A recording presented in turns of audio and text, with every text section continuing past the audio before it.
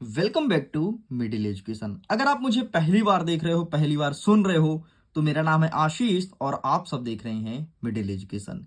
Middle education के YouTube channel में कक्षा 9वीं और 10वीं के बच्चों के लिए बेहतरीन तैयारी कराई जाती है। पहले उनको पढ़ाया जाता है, फिर एग्जाम के टाइम पर क्वेश्चन पेपर सॉल्व कराया जाता है ताकि एग्जाम में बेहतरीन प्रिपरेशन हो सके और उनको फायदा मिल सके। मैं जो क्वेश्चन पेपर प्रोवाइड कराता हूं वो स्वयं मिडिल एजुकेशन बनाता है, और जो पिछले 4 साल के क्वेश्चन पेपर में जो क्वेश्चंस बार बार रिपीट होता है उन्हीं क्वेश्चंस को मेरे प्रैक्टिस पेपर में रखे जाते हैं। देखिए स्टूडेंट, आपके सामने प्रैक्टिस पेपर का सेट नंबर सेकंड है एंड सेट नंबर सेकंड का सेकंड पार्ट होने जा रहा है। मैं आपको हमेशा 2 सेटों में प्रश्न पत्र उपलब्ध कराता हूं जो कि प्रैक्टिस पेपर होता है। तो ये सेकंड नंबर है एंड फर्स्ट सेट थोड़ी देर बाद अपलोड कर दी जाएगी, तो आप उसे भी देख करके और फायदा उठा सकते हैं। इतना ही नहीं, अगर आप इन सब प्रैक्टिस पेपर के पीडीएफ को डाउनलोड करना चाहते हैं, लिंक डिस्क्रिप्शन बॉक्स में है, चेक कीजिए, अपने पीडीएफ को डाउनलोड कीजिए एंड अपने प्रिपरेशन को बेहतर बनाइए। अभी तक में मिडिल एजुकेशन ने लगभग 1000 से ज्यादा स्टूडेंट को टॉप करा चुका है, जिनके परसेंटेज 95 प्लस देखने को मिला है। इस बार आपकी बारी है। मैं उम्मीद करता हूं आप भी टॉप करेंगे और अपने परसेंट को बेहतर बनाएंगे। तो चलिए स्टूडेंट्स, हम पार्ट नंबर सेकंड को स्टार्ट करते हैं और देखते हैं कि किस प्रकार से क्वेश्चंस हमारे एग्जाम में देखने को मिल सकता है। पार्ट नंबर फर्स्ट में हम प्रश्न क्रमांक 8 तक कवर कर दिए थे, सेकंड में प्रश्न क्रमांक 9 से कवर करेंगे। तो आप सब तैयार हैं? एक एक चीज को आसान भाषा में समझेंगे, फिर उसके आंसर को देखेंगे। हमारा प्रश्न क्रमांक 9 कह रहा है कि परशुराम के क्रोध करने पर लक्ष्मण ने धनुष टूट जाने की कौन कौन सी तरकें दी है। मतलब जब राम भगवान ने धनुष तोड़ा तो परशुराम दौड़े चले, बहुत गुस्सा मारे कि अरे भाई साहब, इस भारत देश की मिट्टी में कौन ऐसा माई का लाल पैदा लिया जिसने शिव धनुष को तोड़ दिया। तो लक्ष्मण बोलते हैं, देख यार परशुराम भाई, शांत बैठ जा। जिस धनुष की तू बात कर रहा है ना, वैसे धनुष को मैंने बचपन में बहुत तोड़ी है। जिस धनुष की तू बात कर रहा है ना, वो कोई बहुत हैवी धनुष नहीं था, बहुत मामूली सा धनुष था। इससे हैवी हैवी धनुष हमने तोड़ बैठे हैं। जिस धनुष की तू बात कर रहा है ना, वो जर्जर हो चुका धनुष, वो खुद खराब था, हमारे भैया तो बस टच किए और टूट गया। इस प्रकार से उन्होंने तर्क दिया था। बाकी इसका आंसर भी दिखाऊंगा। मैं उम्मीद करता हूं तर्क आपको समझ आया होगा। अब आइए आंसर देख लो एक बार, तो तुम्हारे पढ़ाई जो कर रहे हो वो और बेहतर हो जाएगा। देखो, पहला पॉइंट, दूसरा पॉइंट, तीसरा पॉइंट, चौथा पॉइंट, ठीक। बाकी वही जो इसमें लिखा है वही मिडिल एजुकेशन आपको बताया है। चलिए, प्रश्न क्रमांक 9 का अथवा कह रहा है, लक्ष्मण ने वीर योद्धा की क्या क्या विशेषता बताई है। उन्होंने एक चीज ही कहा है कि वीर योद्धा कभी भी स्वयं की तारीफ नहीं करते हैं, अपने बारे में नहीं बताते हैं कि मैं ये चीज हूं। तो लक्ष्मण ने ये चीज को कहा है एंड यही आपको लिखना है। ठीक है, मैं दिखा देता हूं आपको, ये रहा। ठीक, क्या क्या विशेषता यहां पर है, आसान भाषा में मैंने आपको बता दिया। चलिए आगे बढ़ते हैं। प्रश्न क्रमांक 10 कह रहा है कि चौपाई छंद का परिभाषा उदाहरण सहित लिखना है। तो सिंपल से यार, चौपाई एक सममात्रिक छंद है, इसमें प्रत्येक चरण पर 16-16 मात्राएं होती हैं, बस इतना तो लिखना था। लेकिन आंसर दिखा देता हूं, ये रहा। चौपाई एक सममात्रिक छंद है, प्रत्येक चरण में 16-16 मात्राएं होती हैं और अंत में 2 गुरु होते हैं। यदि याद रहे तो लिख सकते हो, नहीं है तो कोई दिक्कत नहीं। हाँ, एग्जाम्पल जरूर लिखना। रघुकुल रीति सदा चली आई, प्राण जाई पर वचन न जाई। इसे कहते थे अयोध्या के राजा राजा दशरथ कहते थे कि रघुकुल रीति सदा चली आई, प्राण जाई पर वचन न जाई। मतलब हमारा प्राण चला जाएगा, लेकिन जो हमने वचन दिया था उसको जरूर निभाएंगे। चलिए, इसी का अथवा कहता है कि लक्ष्मण की बातें से परशुराम पर क्रोध क्यों आया। मतलब परशुराम क्रोधित क्यों हो गए। तो लक्ष्मण की बातें सुनकर के वो इसलिए क्रोधित हो गए थे क्योंकि लक्ष्मण ने उनको बहुत भला बुरा सुनाया कि यार तू अपने आप को बहुत महान बता रहा है, तू क्या चीज है, तू मुझे जानता नहीं है। इस प्रकार से उन्होंने बहुत अभद्र भाषा प्रयोग किया था और व्यंग मार करके बोला था, इसलिए वो भड़क उठे थे। वहां क्या पर देख लो, लिखा गया है। चलिए साइड करते हैं। नेक्स्ट कहता है प्रश्न क्रमांक 11, सेनानी ना होते हुए भी चश्मा वाले को लोग कैप्टन क्यों कहते थे। ऐसा क्या रीजन था कि उन्हें लोग कैप्टन कह करके बुलाते थे। तो सिंपल सा रीजन ये था कि जो वहां पर मूर्ति थी ना, तो मूर्ति पर वो चश्मा लगा दिए थे। ठीक, अब देखो आंसर यहां पर लिखा गया है। सेनानी ना होते हुए भी चश्मे वाले को लोग कैप्टन इसलिए कहते थे क्योंकि उनके मन में देशभक्ति और देश प्रेम की भावना थी। नेताजी का चश्मा जो नेताजी की मूर्ति जो चश्मा विहीन थी, उनका हृदय आहत हुआ था और उन्होंने नेताजी के मूर्ति पर चश्मा पहनाया था, मतलब देश के क्रांतिकारी के प्रति अपार श्रद्धा थी, इसलिए लोग उन्हें सेनानी कहते थे। मतलब ये तो सेना है। ठीक है, आगे बढ़ते हैं। अथर्व कहता है नेताजी सुभाष चंद्र बोस की मूर्ति को देख करके लेखक के मन में कौन सी कमी खटकी? तो लेखक के मन में यही कमी खटकी कि नेताजी सुभाष चंद्र बोस जो चश्मा पहनते हैं और इस मूर्ति में उन्होंने चश्मा पहना ही नहीं है। ठीक है, यहाँ पर देख लो, वही आंसर लिखा गया है, मूर्ति पर चश्मा नहीं दिख रहा है, उन्हें चश्मा की कमी खटकी, बस यही लिखना है। ठीक है, जो मैं सुना रहा हूं ना तुमको यार, वही सब लिखना है।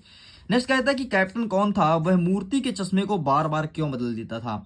तो कैप्टन कोई नहीं था, कैप्टन एक दुकान वाला था और वो चश्मे को इसलिए बार बार बदल देता था कि जब भी कोई ग्राहक आता था ना तो चश्मा देखता था, क्योंकि चौराहे पर ही मूर्ति लगी थी तो चश्मा डेली पहनाते थे, तो चश्मा देखता था, बोलता था यार जो चश्मा लगा है किस पे, सुभाष चंद्र बोस की मूर्ति पर, वही चश्मा चाहिए। तो वो क्या करते थे, उस चश्मे को निकाल के लाते थे, उनको दूसरा चश्मा पहनाते थे और चश्मे को बेच देते थे, इसलिए बार बार बदल देते थे।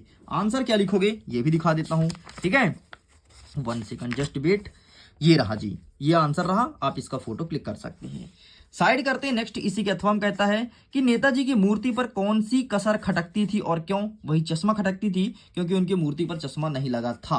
आसान भाषा में यही उत्तर है, बाकी लिखना कैसे है ये भी दिखा देता हूं। ये रहा, ठीक, पूरा पढ़ लेना, यही लिख के आना है। आगे बढ़ते हैं। नेक्स्ट कहता है 13वां नंबर, भगत की पुत्र वधू उन्हें अकेले क्यों नहीं छोड़ना चाहती थी? इनकी भी कहानी सुन लो। क्या हुआ था, भगत की कोई बेटा नहीं था, ठीक है, और भगत अकेले बचे थे, उनका तबीयत भी खराब रहता था, उनका स्वास्थ्य भी गड़बड़ रहता था। उनकी पुत्री कहती थी ना यार कि हम अकेले इनको नहीं छोड़ेंगे, क्योंकि इनका देखभाल कौन करेगा, इसलिए वो उन्हें अकेले नहीं छोड़ना चाहती थी। यहां पर लिखा है इसका आंसर, स्क्रीनशॉट ले लो। ठीक है, देखो यहां पर क्या चीज लिखा है, वह उनके लिए भोजन और दवा दारू का प्रबंध करना चाहती थी। वो दारू थोड़ी ना पीते थे, दवा ठीक है, दारू नहीं लिखना चाहिए, ठीक है, लेकिन किताब वालों ने चलो छाप दिया, लेकिन अपन को ध्यान रखना है। अथवा कहता है कि झिलमिल सितारों की रोशनी में नहाया गंतोक लेखिका को किस तरह सम्मोहित कर रहा था? इसका आंसर आप हमें देंगे कमेंट सेक्शन में लिख करके। आपके लिए एक होमवर्क तो होना चाहिए ना यार, होना चाहिए ना, मैं भी तो जानूं तुम्हारी पढ़ाई कितनी चल रही है, तुम कितने प्रिपेयर हो अपने एग्जाम के लिए, करे, क्योंकि कल ही एग्जाम है। चलिए आगे बढ़ते हैं। नेक्स्ट हमारा 14 नंबर कहता है कि जयशंकर प्रसाद एंड सूर्यकांत त्रिपाठी निराला की काव्यगत विशेषताएं लिखनी है। इसके लिए मैंने पीडीएफ शेयर किया है, व्हाट्सएप ग्रुप में शेयर किया है, टेलीग्राम पर शेयर किया है, तो वहां से देख लेना। और अगर अभी तुमको नहीं मिला है ना तो पीडीएफ को मैं अगेन शेयर कर दूंगा, बढ़िया, खुद मैं लिखा हूं, अपने बढ़िया टाइपिंग करवाया हूं, तो वो चीज मैं तुमको दे दूंगा। स्वयं प्रकाश का, यशपाल का, ये चारों चीज का दे दूंगा, चारों व्यक्ति का, आप वहां से देख लेना। बढ़िया ट्रिक दिया हूं, ठीक है, उसमें आपको ट्रिक मिलेगा, आपको फिर रचनाएं मिलेगा, जीवन परिचय कैसे लिखते हैं उसका ट्रिक मिलेगा, फिर रचना एकदम आसान भाषा में, ठीक है, फिर भाषा और शैली कैसे प्रयोग की एकदम आसान भाषा में, जो लिखना चाहिए एग्जाम में वही चीज दिया हूं, देख लेना, बहुत फायदा मिलेगा। क्योंकि अभी तक में 10,000 से ज्यादा बच्चे इसका फायदा उठा चुके हैं। आगे बढ़ते हैं। प्रश्न क्रमांक 16 कह रहा है कि मुहावरे का अर्थ देना है और वाक्य में प्रयोग करना है। ठीक है, ये भी दिखा देता हूं। पहला नंबर कहता है अक्ल का दुश्मन, दूसरा नंबर कहता है अंगूठा दिखाना, तीसरा नंबर कहता है कि आग में घी डालना, और चौथा बस 3 है। ठीक है, अक्ल का दुश्मन होता है मतलब मूर्ख व्यक्ति, और अंगूठा दिखाना मतलब कोई चीज से इंकार करना है, मना करना है, धोखा देना, और आग में घी डालना मतलब होता है गुस्से को बढ़ाना। तो ये रहा भाई साहब आपके सामने पहला, दूसरा, और आग में घी डालना ये रहा तीसरा। ठीक, तो आप यही सब लिख करके आना है आपको। चलिए साइड करता हूं। नेक्स्ट कहता है कि संधि और समास में अंतर बताइए। क्या होता है संधि और क्या होता है समास? आइए ये भी मैं दिखा देता हूं। ठीक है, कौन सा है? 16 का अथवा है ना, हाँ, तो इसका आंसर मिलेगा आपको, ये रहा, संधि और समास में डिफरेंस बिटवीन संधि एंड समास। इंग्लिश में संधि समास को संधि समास ही कहते हैं। ठीक है, ये रहा 1 2 3 4 है। ठीक है, तो 4 में से चारों आपको अच्छे से कंठस्थ याद कर लेना है। आगे देखते हैं। नेक्स्ट क्वेश्चन कहता है कि भोलानाथ अपने साथी को देख करके सिसकना क्यों भूल जाता है? ठीक है, सिसकना मतलब वो रो रहा था, बहुत फिसक फिसक के रो रहा था, जैसे तुम रोते ना, मम्मी कूटती थी छोटे में। अब तो खैर बड़े हो गए, अब तो कुटाई नहीं होती होगी, हो सकता है किसी की अभी भी कुटाई हो जाती हो, बहुत उदंड हो गए है ना, कुछ कुछ करते होगे तो मम्मी आके कूट देती होगी। तो जब भोलानाथ की कुटाई होती थी ना तो रोता था बहुत, तो सिसकना क्यों भूल जाता था? वो क्या होता, देखो अपने दोस्तों को देखता था ना तो उसको सारी बातें आ जाती थी कि यार हम लोग इस तरह खेलते थे और जाएंगे तो इस तरह खेलेंगे, तो खुशी के मारे रोना भूल जाता था ना। बचपन में तुम्हारे साथ भी ऐसा हुआ, जब मम्मी कूट देती थी तुम रोते रहते थे तो मम्मी खिलौने लाके देती थी, ले बेटा खेल ले, मत रो रे, है ना। तो ये रहा इसका आंसर, स्क्रीनशॉट ले लेना, बाकी वही लिखना जो मैंने आपको बता रखी है। आगे देखते हैं। अथवा कहता है कि मूर्ति पर लगे सरकंडा का चश्मा क्या उम्मीद जगाता था। अरे भैया, सरकंडे का चश्मा ना बहुत प्रश्न आ रहा है यहाँ से एग्जाम में, बहुत ज्यादा, और बहुत इंपॉर्टेंट चैप्टर है यार। त्रैमासिक छोड़ भाई, तेरे वार्षिक में आएगा यहाँ से क्वेश्चन, ये सरकंडे वाला, ठीक है। तो ये देखो सरकंडा वाला, ठीक है, और इसका आंसर ये रहा। सरकंडे का चश्मा हलदार साहब को बहुत आनंदित हुए थे और देशभक्ति के लिए रोमांचित हो उठे थे, बस यही लिखना था। आगे बढ़ते हैं। नेक्स्ट 18 नंबर क्या कह रहा है, एक सेकंड। 18 नंबर कह रहा है कि काव्यांश का संदर्भ, प्रसंग और अर्थ लिखना है। तो आइए फटाफट हम आपको काव्यांश दिखा देते हैं कि कौन सा पूछा गया है, ठीक है, जो यहाँ पर डाला है क्वेश्चन में वो वाला। तो इसका ये रहा, क्या है, सूर्य समर है ना, तो ये रहा, ठीक, ये रहा आपके संदर्भ, ये रहा प्रसंग, ये रहा भावार्थ, बस इतना तेरे को लिखना था। चलो भाई पेज पलटाते हैं, आगे क्वेश्चंस को देखते हैं। आगे अथवा क्या कहता है, मधुप गुनगुना कर, मधुप गुनगुना कर, मधुप, ये रहा मधुप वाला, देख लो, ये रहा संदर्भ, ये रहा प्रसंग, ये रहा भावार्थ, इतना आपको लिखना है यहाँ तक। गॉट इट, इतना कंप्लीट करेंगे। आगे बढ़ते हैं। प्रश्न क्रमांक 19 कह रहा है, निम्नलिखित गद्यांश की संदर्भ प्रसंग अर्थ लिखिए, ठीक है। इस गद्यांश का लिखना है और गद्यांश का भी दिखा देते हैं कैसे लिखोगे।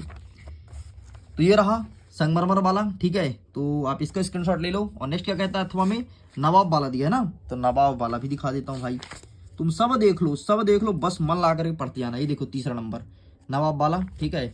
अब इसे पेज पलट देता हूँ, ये रहा संदर्भ, प्रसंग और व्याख्या, ये लिखना है तीनों चीज, ठीक है।